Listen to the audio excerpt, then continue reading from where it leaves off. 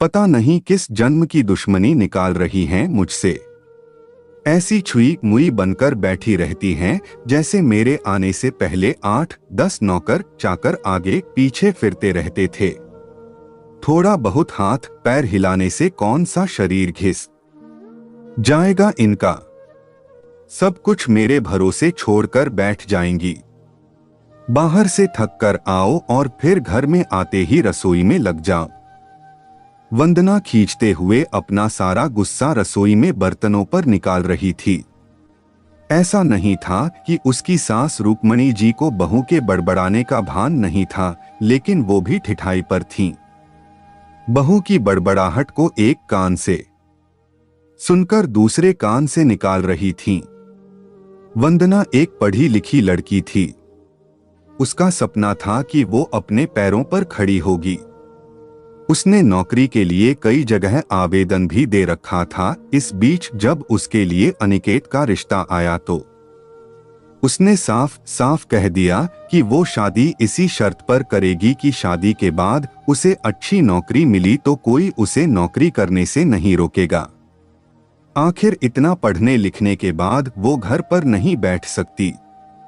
अनिकेत और उसके घर वालों को इस बात से कोई आपत्ति नहीं थी कि उनकी बहू नौकरी करेगी, इसलिए दोनों तरफ से खुशी खुशी ये रिश्ता हो गया।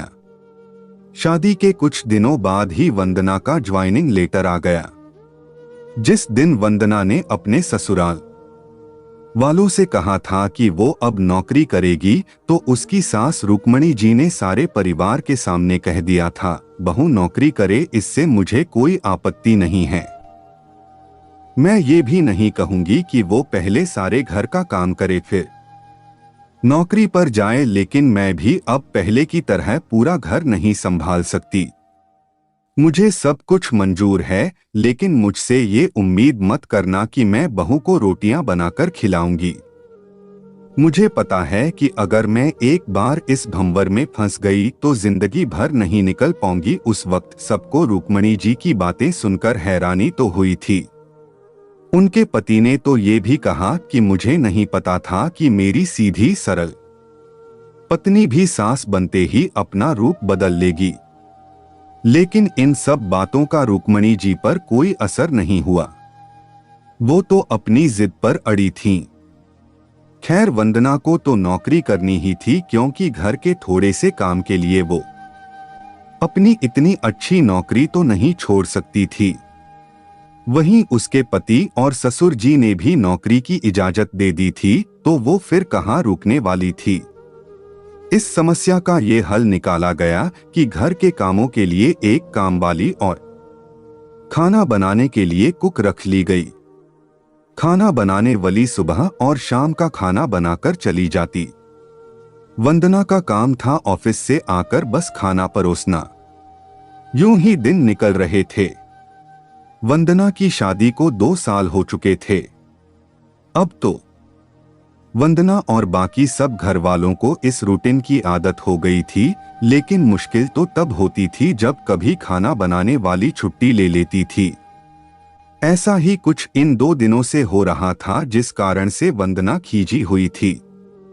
ऑफिस से आकर रोटियां बनाना उसे बहुत बड़ा बोझ लगता था। वैसे तो रुक्मणी जी इन दिनों में सब्जियां काट कर बना देती थी, लेकिन बहू के ऑफिस से आने के बाद रसोई में झांकती भी नहीं थी। उस समय वंदना को अपनी बैठी हुई सास बहुत चुभती थी।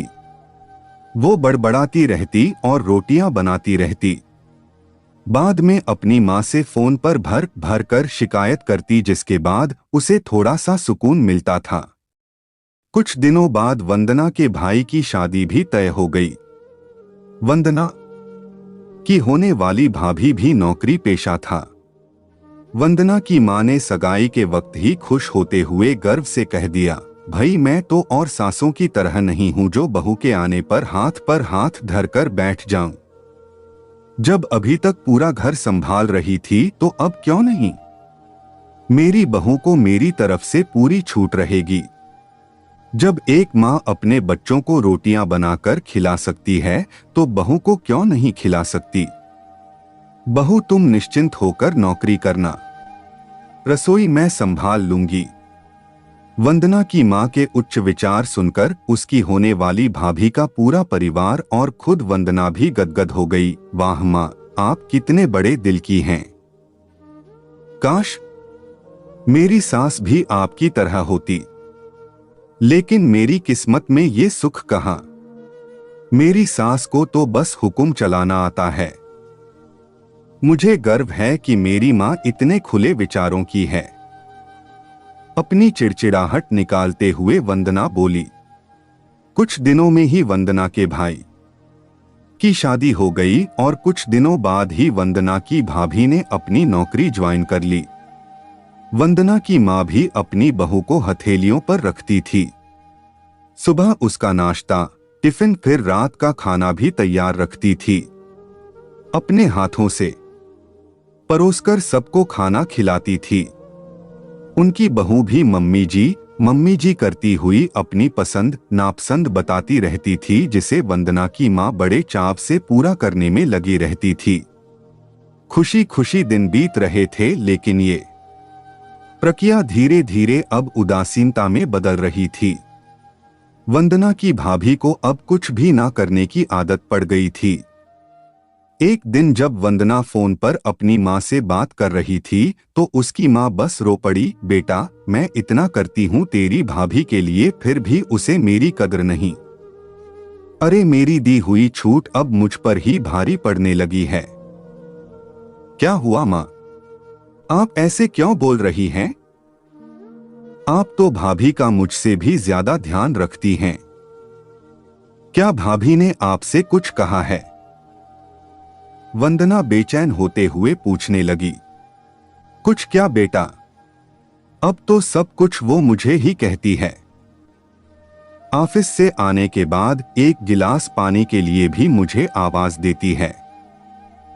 नाश्ते में थोड़ी देर हो जाए तो मदद करने के बजाय गुस्सा होकर यूं ही बिना खाए चली जाती है। आखिर मेरा भी कुछ आत्मसम्मान है या नहीं? मैं तो उसके लिए बस कामवाली बनकर रह गई हूं। मां, ये तो बहुत गलत बात है। आप भाई से साफ साफ कह क्यों नहीं देती कि अपनी बीवी की लगाम खींच कर रखे? आप मां हैं, कोई नौकरानी नहीं। भाभी नौकरी करती है, इसका मतलब ये नहीं कि आप पर हुक्म चलाएगी। गरजते हुए वंदना बोली। किस मुंह से कहूं बेटा? पहले तो खुद मैंने ही आगे बढ़कर कुल्हाड़ी पर अपना पैर दे मारा, फिर शिकायत किससे करूं? तेरे पापा ने तो कहा भी था कि बहू को ज्यादा छूट दोगी तो बाद में पछताओगी। लेकिन मैं ही बड़ाई की भूखी थी जो अपनी बहू को सर पर चढ़ा लिया। एक बात कहूं बेटा, तू चाहे अपनी सास को कुछ भी कह, लेकिन समधन जी का ये फैसला सही था कि वो बहू को रोटियां बनाकर नहीं खिलाएंगी। एक बार वो सबकी नजरों में बुरी अक्खड़ सास तो बन गई, लेकिन आगे के लिए कम से कम अपना आत्मसम्मान तो बचा लिया। अब ना तो तू उन्हें कोई ताना दे सकती है और ना ही कोई रिश्तेदार।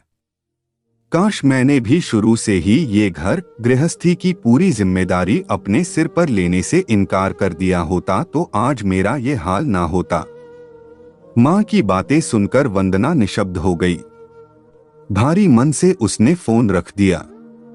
बाहर हाल में आकर देखा तो सास ससुर आराम से बैठकर बातें कर रहे थे। बातें करते करते उसकी सास अपने नाखूनों पर नेल पेंट लगा रही थीं, जिसे देखकर ससुर जी उन्हें चिढ़ा रहे थे। अब बुढ़ापे में ये फैशन करके किसे दिखाओगी? मेरी तो नजर भी कमजोर हो गई है। किसी को नहीं दिखाना मुझे। मैं तो अपनी खुशी के लिए लगाती हूं। सारी उम्र तो घर गृहस्थी में उलझी रही, अब अवकाश का वक्त आया है तो अपने शौक तो पूरे कर लूं। पता नहीं कब भगवान के घर से बुलावा आ जाए। वंदना की सास मुस्कुराते हुए बोली।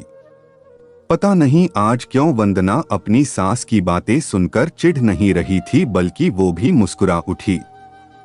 सही तो कह रही हैं मम्मी जी, एक गृहिणी को अपने लिए वक्त ही कब मिलता है। पहले अपने बच्चों को पाल पोस कर बड़ा करो, फिर कामकाजी बहू आ जाए तो उसे और उसके बच्चों को संभालो। काश मेरी माँ ने भी मेरी सास की तरह पहले ही कह दिया होता कि बहू को रोटियां बनाकर नहीं खिला सकती। दोस्तों, कहानी कैसी लगी कमेंट करके हमें जरूर बताइएगा और कहानी सुनने के लिए चैनल को सब्सक्राइब कर लीजिएगा।